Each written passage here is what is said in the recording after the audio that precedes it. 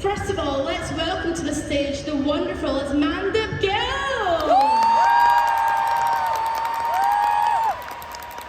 Keep it going, guys!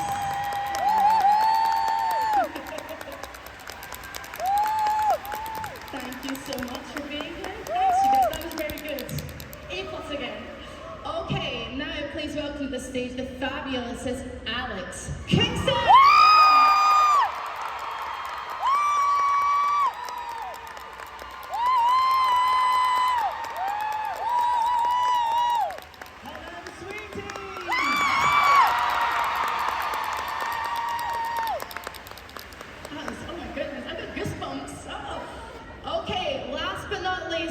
Huge round of applause till she gets right here is Jodie, Whittaker!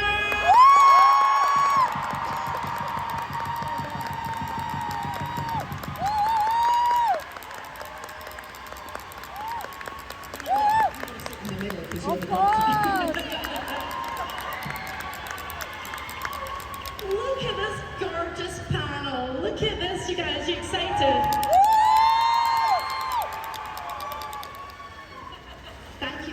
You guys for being here. Thank you. Have you enjoyed Dallas so far? Yes. I only loved it because we haven't done very much. But we did get out and about, had a little walk. It was very humid. My hair was massive. We had a lovely day yesterday. I dragged around loads of places. Yes, literally went to a food market.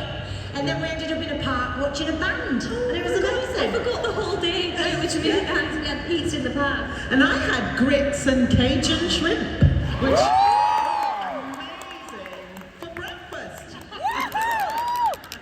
You know, I've not had shrimps and grit yet. Grit. I can't even say, I've not had shrimp and grit yet. I sound like my mother. I've not had shrimp and grits yet. Was it tasty? Was it good? It was so good. OMG. In fact, I want to take some Cajun spice home and make it myself. Fucking love it. Look at this. Yeah, they're jealous now. These two. The most important question of the panel is, have you been cowboy boots shopping yet? No, but we did try hats on yesterday, didn't we? We looked amazing. I'm just saying. Have you been? No, when have I got the time to do that? We're here, signing. Well, you got it. I found this shop. I got pink cowboy boots. I'm living my best life in Dallas, you guys. I wanted to ask you, let's go right back to the beginning, because these roles have changed your lives. You know, being in Doctor Who is an incredible accolade as an actor. So when you got that call, obviously you audition, you go to meetings and all of these things, but when you got that call, what was it like, Mandip? I cried. Yes. It was, I didn't realise what I was doing at the time or what I was going into. I knew it was obviously a big show in England, but I think I was so happy to be part of, well, to get work, and then to be a part of this thing that I didn't really know what was happening. And it genuinely was life-changing. It like takes you all over the world. Like you meet the most amazing people on set, behind the camera, at these events. It's really hard to describe, and I'm still in it, and I don't still really realise what's happening. Yeah. But I also so grateful and know it's a once in a lifetime opportunity. 100%. Because you're almost with this kind of role, like Jodie, you're famous before you've even really got in there. You know that it's in the press, people want to talk to you. Was that weird as an actor to almost do it reverse? Yeah, because it's a really unusual thing going into something where everyone's opinion is very loud before you've even stepped on set. Like, all right, shush, I'll be fine. And then we had a wonderful kind of, I got announced, but then we did a whole load of chemistry reads and things like that, so I knew that the fan was going to be amazing. And then once we got on set, I just had such an incredible time. But I think the first time it really hit me was when we did a screening in Madison Square Gardens for the first ep in the September after we'd wrapped, and just being in a room with Whovians, experiencing it in real time was the most beautiful and emotional moment, because it felt like, oh, this is it, and we, you know, this is what we're offering up, but also we're we're not naive to not realise what's gone before and what's going to carry on. We're this tiny little dot, but we're going to do it with a bright yellow stamp and make it our own. There's no way you auditioned. You didn't audition, Alex. There's no way. We did. Yeah. No, I didn't audition. No, and in fact, actually, it's sort of, I mean, there but the grace of God go I. I was in the States still working, and I got originally sent a script to play a character in an episode with the adipose, and it was the character of the teacher or the mother or who looked after them or whatever. Anyway, so that I didn't know about the new reboot of Doctor Who, because I was just, it hadn't come to the States yet and I was busy, so I only knew sort of the old Doctor Who. But I was assured by my agent that this was an amazing reboot and it's a great show. But I couldn't do that job because I was already committed to another one. So that part kind of passed me by. Thank God. And then they came back about 6 months later, I can't remember when, and then they came back and offered me the role of River Song. And I just read the episodes, just the 2 episodes. That's all I thought I was doing, 2 episodes, because, at the end, she sacrifices herself. So I thought, lovely 2-episode arc, very emotional, wonderful. And so I agreed to do it, and here I still am.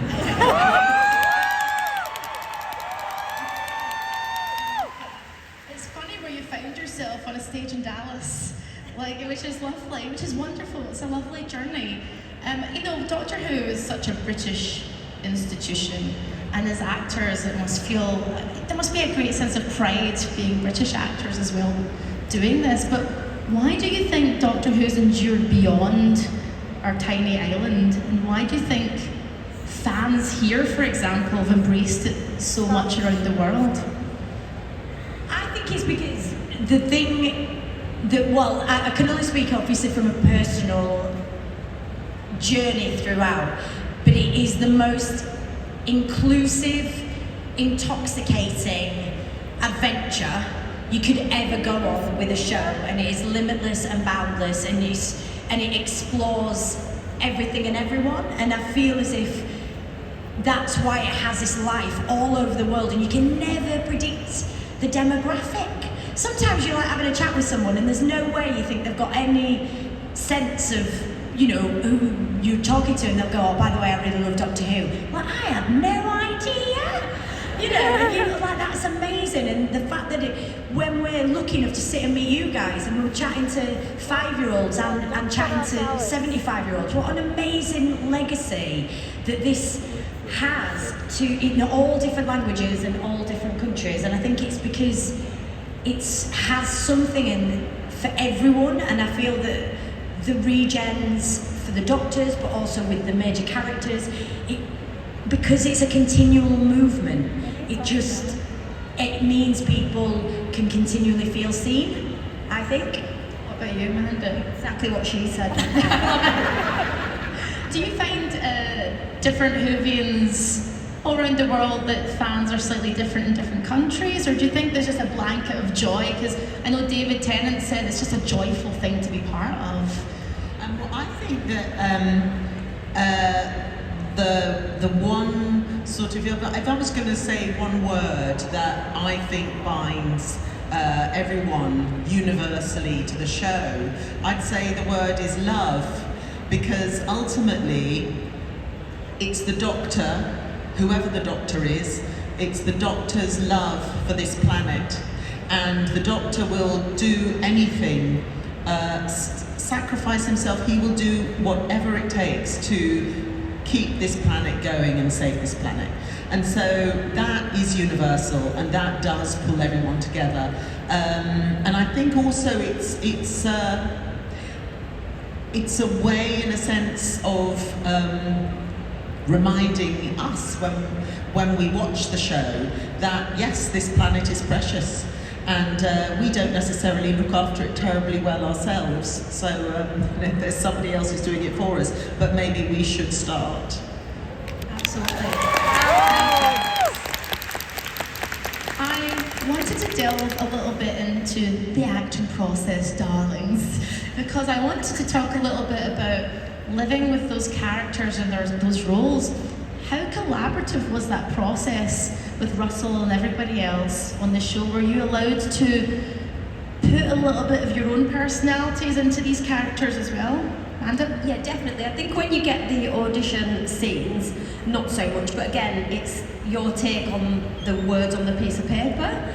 And then once, I think for me personally, I found the character as I went along. And because you don't know in a series where it's going to end, your story arc, or where they're going to evolve and if they're in the next series, you can basically continually create a character and add layers to them. So you sort of find your character as you go along. Obviously do work in the beginning and you make choices and stuff, but you do sort of merge the two things together. We are, me and my character Yaz are different, but there's obviously similarities. But like in the relationship that was created between Yaz and the Doctor, a lot of that, I would say, Jodie, came from natural chemistry. Like we just got on so well, so there's things that I didn't need to, there were no process, it was just us getting to know each other, and I'm hoping it came across like that on screen. What about you, Jodie? I think there's always kind of the chat around acting or processes and things like that, and I suppose that the only thing I ever really consistently say, because I'm continually learning, is that I know I'm not method in the sense of I'm just too nosy in between scenes to stay in character. I need to wander off, see what everyone's doing, have a little chat. But what I did notice, because up until the Doctor, I'd played quite a lot of people that were going through something quite major, a lot of trauma.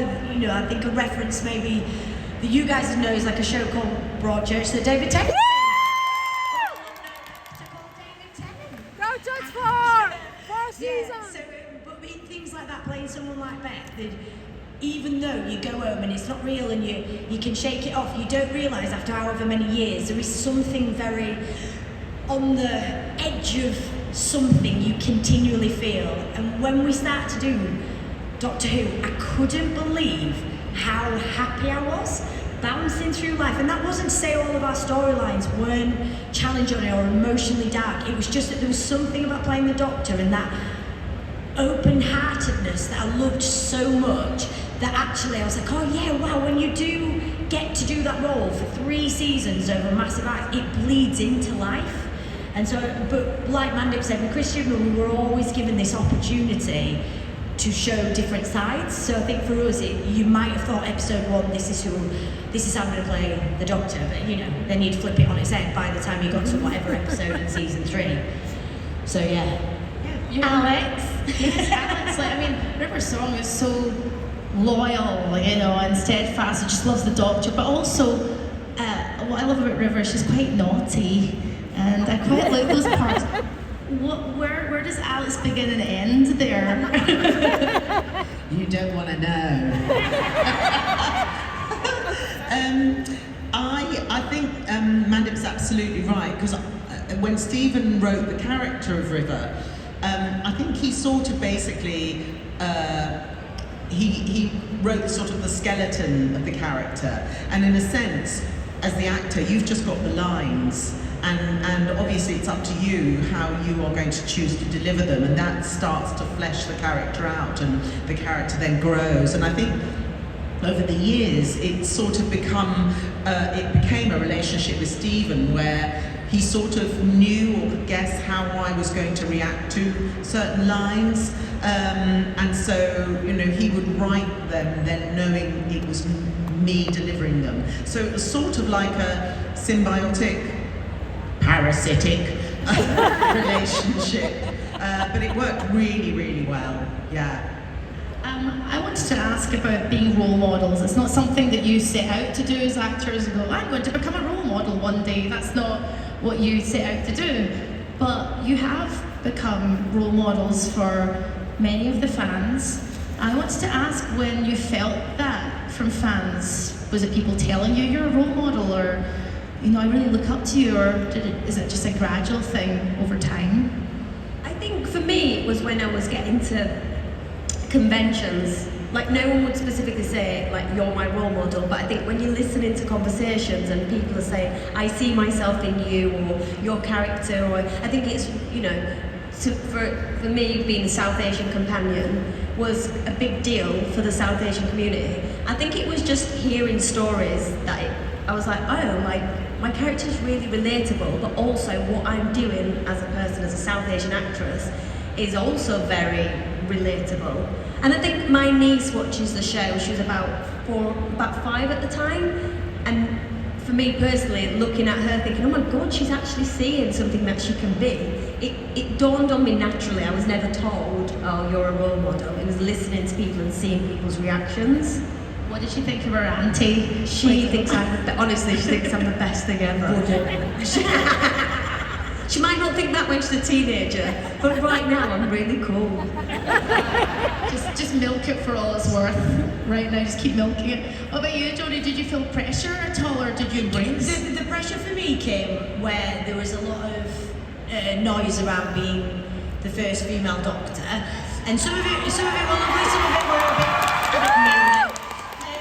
But I'd say the main thing for me that was really exciting was that when in any other kind of genre or canon or whatever wouldn't be a big deal, and I was like, it was so amazing for me and I was so lucky, but wouldn't it be ace if that casting wasn't a moment, because it didn't need to be, because representation was better. So I think that was the thing that I felt that was so wonderful for me, was that this journey that we can go on, and I was so lucky to be given this part. But what will be brilliant is when it's not relevant anymore as well.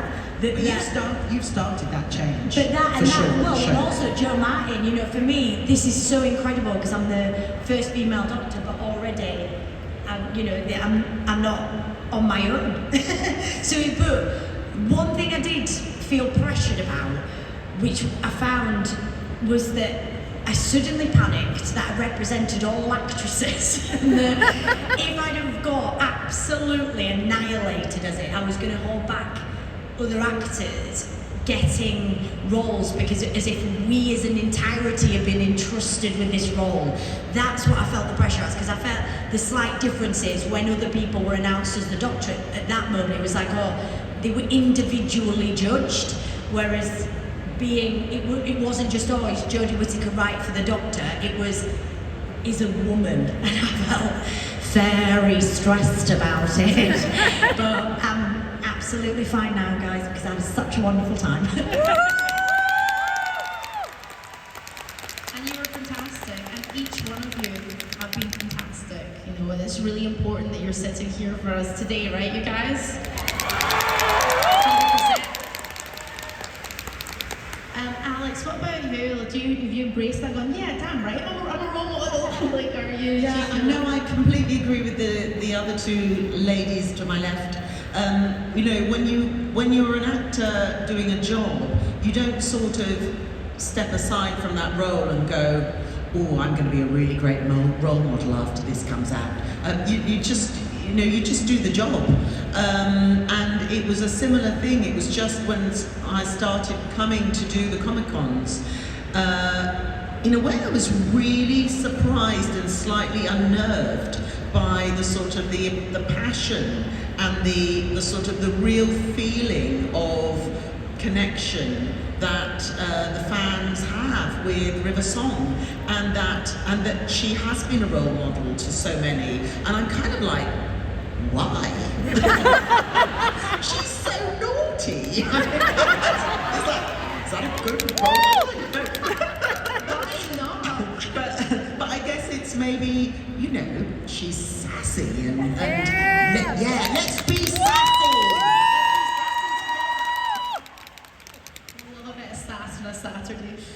Thank you very much. We're going to ask some fun questions and then go to fan questions. So there is a microphone right in the middle of this aisle, and if you want to queue up Orderly, please. Yes, please mind your fellow Comic-Con goers. Thank you so much. We will try and get through them as best we can. But let's ask some fun questions first. Are you guys ready for this? Okay. Look at number 2 there with her flashing hat. Blimey. You all look so great. Like you look amazing. Hello everybody. Hi, hello question people. Hi. Okay, we're gonna ask some fun questions just real quick. Okay. If you could travel back in time to your younger self, what piece of advice would you give yourself? I had an awful haircut. It was awful. Absolutely awful. It's short back and sides, spiky on top, and some kind of like zaggedy line. And I had hair down to there that I chopped off. And the thing was, the haircut was cool, not with my features. What were I doing? Shocking. I had the Rachel haircut from Friends. Y'all remember that? And I was 14, and I was not Jennifer Aniston. So don't do that. Go on, Alex. What about you? You know what? No, you're going to have to ask Mandip first because I actually can't think. Oh, Mandip. Okay, I know. Okay. I would tell her not to suck her thumb because it's taken 2 braces to undo that. Oh, okay. So a haircut. Don't suck your thumb. Alex. Do you know, I don't think I'd tell my younger self anything different. Breezed through life. I love that. Okay, you travel forward. You speak to your older self. What do you ask yourself? Yeah, what do you ask your older self? Yeah, so then we're getting very existential on a Saturday afternoon. What would you ask yourself? Did I have fun? Yes. I think that's And the answer would be hell yes. Yes. What? Was I a good mate? No, just because I want to make sure if I'm asking my older self, I've got loads of people around me still. But if I were cantankerous and kicking everyone out of the room, I wouldn't have anyone left. I can't imagine that. Okay, so were you with me? Did you have fun? I'll be honest, I'm still trying to get my head around the question. I'm really like, what was the question? Me going to big me saying, asking her a question. I really can't work it out and I'm going to blame jet lag. I like how you're calling your older self Big Me. Big me. Hello, Big Me, it's me. Wee Mandip. So I'll have to think about that answer. Okay, right, last question before we get to you gorgeous people. We don't know the real name of the doctor, and I'm not going to ask. But if you were to give the doctor a name, what would it be? You could call him anything. I think it'd be something like Dave. Kevin, You thought it was going to be more exciting, didn't you? Dave. Yeah. Got you. Okay, what about you guys? Jodie? I can't answer it. I can't answer it because I'll be held to it forever. And it's gone.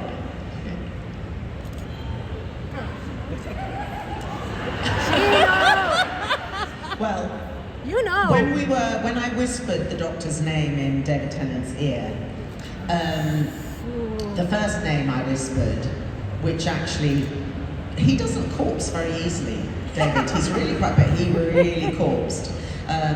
Because I just went up to him and I just went, Shaniqua.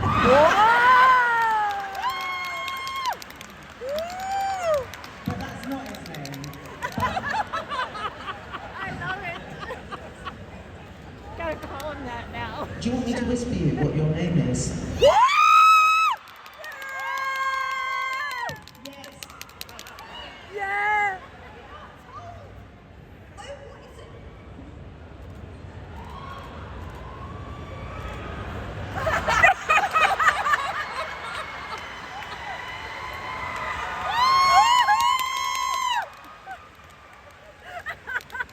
I was trying desperately to, I was like, I can't see the lips. Wow. Okay, well, you saw it here first, you guys. Was that a good one? Okay, fan questions now, but before we do that, round of applause for this first part of the panel. Love these guys. Okay, now, one question. exchange. And I just ask, what is your name and what is your question, my dear? My name's Bella, and my question is, filming has offered you to shoot in various places. Have you ever been to experience a little bit of my Native American heritage in America? Can you repeat the last part? Oh, like, Straight into the mic, my dear. Go for it. filming has offered you to shoot in various places. Have you ever been able to experience a little bit of my Native American heritage here in America? Have you ever been able to experience a little bit of the Native American heritage here in America? Thank you. Well, I definitely have, because we shot in Utah, and we were in the what's the amazing valley with the Monument Valley. We were in Monument Valley. It was absolutely incredible, and we were supposed to be filming there secretly, and I don't know how the hell the fans know, but we were in the middle of nowhere in Monument Valley and doing these huge big landscape shots, and then the camera operator while we were filming was like, there's something in the distance, it's moving towards us. And it was sort of like these random fans that sort of coming towards us like zombies. It was extraordinary. And, but they literally, they knew we were there. And so of course, we had to stop filming and tell them to get out of our way. But it was just like, you guys, how do you know? You guys have it? Amazing, amazing. Not in your season. No. Thank you very much. And great question. Thank you. Thank you so much. Thanks. Hi, I don't think I've ever. You look amazing. What is your name and what is your question, my love? My name is Elizabeth. This is really short. Okay. So I'm the TARDIS, and I just want your perspective on what you feel your relationship is with the TARDIS, either as the companion, is she the other woman, and you, Jodie, as a female, do you consider the TARDIS a male? What's your relationship with the TARDIS, in your opinion? Well, mine personally as Mandip, the actress, is a love-hate relationship because there's nowhere to sit. Some of the scenes are really long and she talks loads. And I was like, what about, could I lean against this? They were like, absolutely not. I was like, I can't stand up again. My legs are hurting. So that's just a personal relationship with our TARDIS. I would say, I had my own little pedal that you pressed it, custard cream came out, and I was like, has anyone travelling anywhere? I mean, I can't believe no major car company's developed that. I mean, it's such a wonderful thing to just have a little button, get a little snack, and I think that was my favourite part about our TARDIS, but definitely female. Definitely.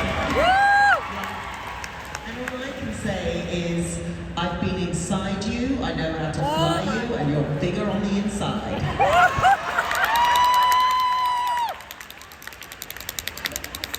I have no words. Thank you, Elizabeth. Thank you so much. Thank you. Hello, you also look great. What is your name and what's your question, my friend? So I'm Rachel. I'm actually your identical twin sister. So So go I'm for a it. Dalek. And so I know the Doctor's biggest nemesis is me, which is why I chose this character. But I'm curious, like you personally, but also like from your perspective as your character, who is your favorite nemesis to like fight against? I absolutely adored all of my scenes with Sasha as the Master.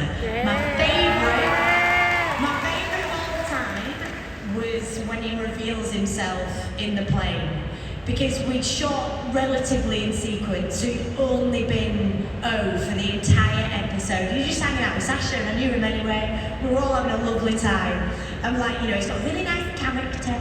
And then he pulls this master persona out of his back pocket, and all of us were gobsmacked. I mean, they had to shoot around Brad, who was meant to be in character just doing that.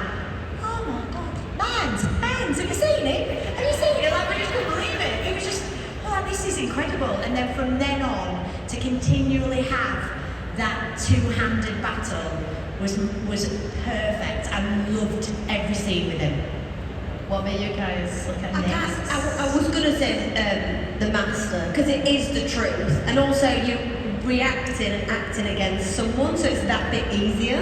And also the turn in his character and how good Sasha was at the master and how manipulative and evil he was, it could really get under you. Like working, opposite like the Daleks and stuff like that is a little bit harder work because you have to. So there's a lot of acting going on. They don't move as fast. But it would be the master because you get to naturally react to someone that is in you off. So I'd say my sort of favourite nemesis would be. So I'd say my favourite nemesis would be.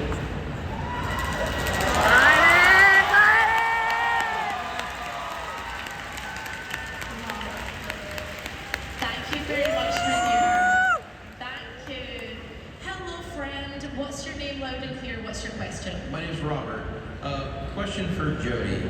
When you were sitting there trapped in the Dalek during Sasha being, the master being Rasputin, and he was dancing to Robert Rasputin, were you watching that actually happen as it was unfolding? Were they playing the music, or were you just sitting there with the camera? Yeah, to everything. It was all there. I don't read. As much as I can get away with not reading a stage direction, I will lovely avoid a stage direction. It's not any disrespect to writers, it's more that some of it, I like to kind of, some of it's irrelevant once you've got on set, particularly with Doctor Who. You can have all this ambitious, you're in a desert and then you get there and you're like, oh, we're in the studio? So that marathon don't work now. So a lot of it, I kind of take from just so you know you're doing this in this moment, you have to rework a lot of it. So I was absolutely, unbeknownst to me, Sasha was going to start dancing and the music was going to play out to the entire set, and he did it take after take, and I was just absolutely gobsmacked because I felt like I didn't know where I was. It was amazing, it was amazing. It was so brilliant, but he's such a committed actor that there's just no part of him that ever gives you less than 100%. So yeah, it was brilliant, and by the end of the day, I could have still heard the song 1,000 more times. It's an absolute banger. So you're all day sitting there trapped in that contraption? Yeah, I mean there were some angles where I didn't have to be trapped in. But yeah, when you're shooting it for all those tracking shots, and we did a lot of it on a steady cam, a lot of it steady camera, a lot of it on a track, a circular track. So yeah, it was, I'm paid to be there, babe. That's my job, and I really love it. Did you break there? Did you break, laugh, or anything when you were watching him do it, or did you just say straight? Oh, I definitely will have had a few moments where I was meant to be doing something, but I got distracted by a dance move. Came out of character. Robert, thank you so much. Thank you. Thanks for the questions. Hello, my dear. Also looking gorgeous. What's your name? What's your question? Hi. Yes, my name is Hannah, and my question's not Doctor Who related necessarily. If you were in an alternate universe, what job would you get instead of acting? I would work in an ice cream van. I've always wanted to pull that lever into a cone and give it to someone. But you can do that In Nando's. In America, they've got frozen yogurt places. You can do But then I'm not giving it to anyone. I want to put the sprinkles on, I want to put the juice on, and just hand it over. Yes. Okay. Jodie and Alex, what about you I'd guys? be a sommelier. So there's be some audience members that may be a bit young for this. I'd study wine, and I would become a wine expert, and I would travel all the way around the world, trying it and being able to articulate why I liked it, or why it paired with something. That's what I do. So it's very similar to our personalities. You really like sugar, and I really like wine. Love Alex. If it was alternate universe. So I'm a beekeeper, got 2 hives. So I think it's not really a job because I don't really want to make money from it, but I think I would actually just be a beekeeper and have a lot more hives and just look after the bees. Yeah. Love it. Honey, wine, and ice cream. Love that. Thank you so much, my dear. Hello, next question. Okay, what's your name, my friend? And what is your question? Go for it. My name is Cece. Hi, Cece. What's your question? Here you go. So my question is for Alex. So basically, River does a lot of slapping of the doctor. Easy. And I was wondering, were those real slaps? And if they were, how many times did it take? You know, that they did a tape, and did you kind of enjoy it a little bit? Or you know? When you say I do a lot of slapping, I only slapped him, I think, in one episode. But I did slap him a lot of times. And we did do a lot of takes. And I thought it was great. Although I do have to say that Matt started to lose his sense of humour a bit after that. Yeah. I love that, Cece. Thanks for your question. Thank you. Hi there. Next up, come straight up to the mic, my love. What is your name and what's your question? Hello.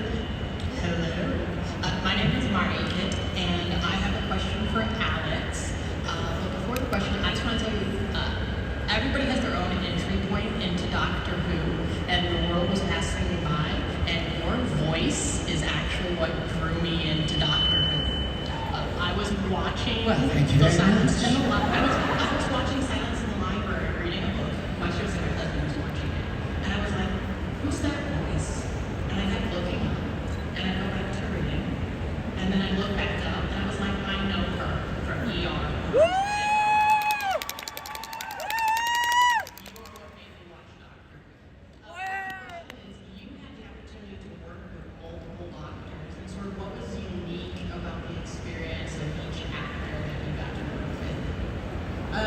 Well, it was a real shame that we never got to work together, because that would have been fun. Never say never. Never say never.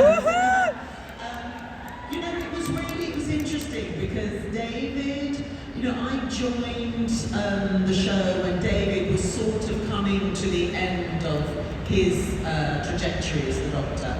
And I think secretly there'd already been some sort of acknowledgement, although that had not been made public. And he and Catherine were super, super tight. So I sort of came into the show not quite knowing anything about it and thinking I was just going to be doing those 2 episodes. David was the consummate actor, hard worker. He still is. He's a workhorse. He's perfect. He was line perfect. And whenever we sort of were waiting to do a retake or change lights or whatever, lighting, we would always play games. We'd play cards or we'd kind of play guessing games between us. So that was sort of the way he worked. Matt. I call the Matt Smith years the rock and roll years. You know, they were all really quite naughty, and I felt like I was the mother having to constantly kind of keep these puppies from sort of running around. I mean, they lived life like the Rolling Stones. And then Peter was completely different, because again, you know, this very, very professional, is that making it sound like Matt Smith or something? But you know, super, super professional, very serious, and yes, it was a different, he was then in a funny sort of way, more fatherly towards me and certainly towards Jenna, which which was kind of lovely, really. So it was all great, but they were all very different personalities to work with, for sure. Thank you very much. This next question has to be our last question. I'm sorry that everyone else will have to sit back down. I'm sorry. Don't look at me in the eyes.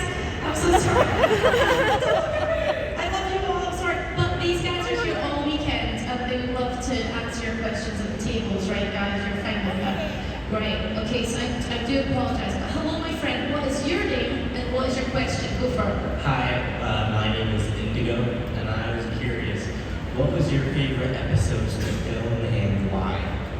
Favorite episode to film and why?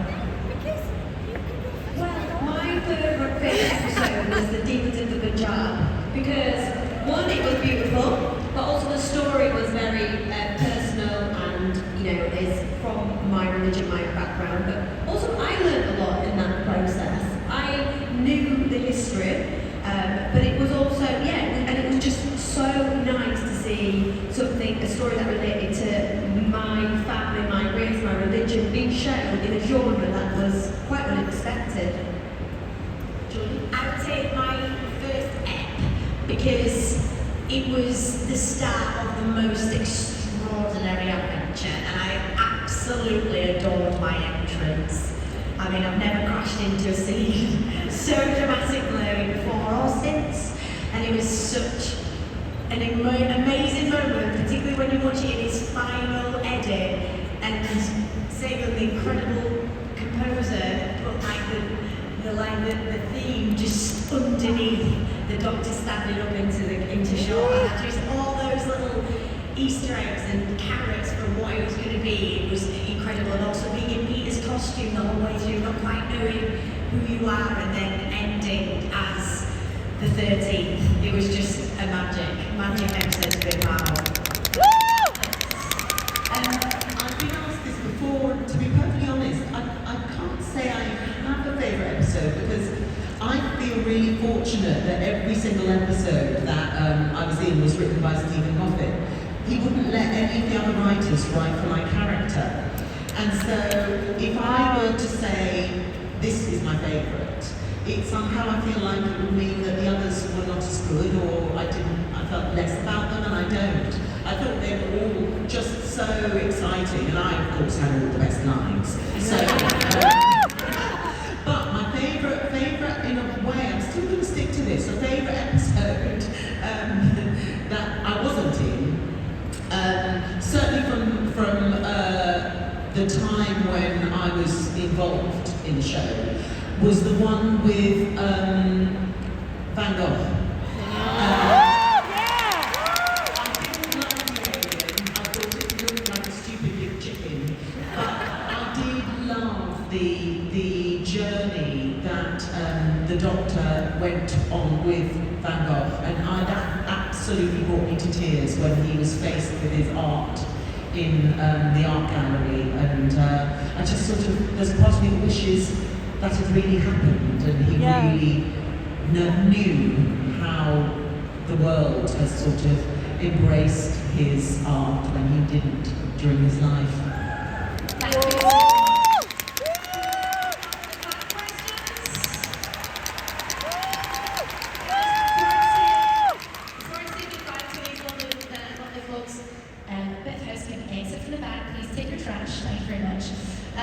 You guys have been wonderful, everyone here, and you guys have been fantastic. Thank you so much. Okay, everybody? You're going to exit with us, and we're going to sing the Doctor Who theme tune. You're going to do the main, we're going to do the main tune.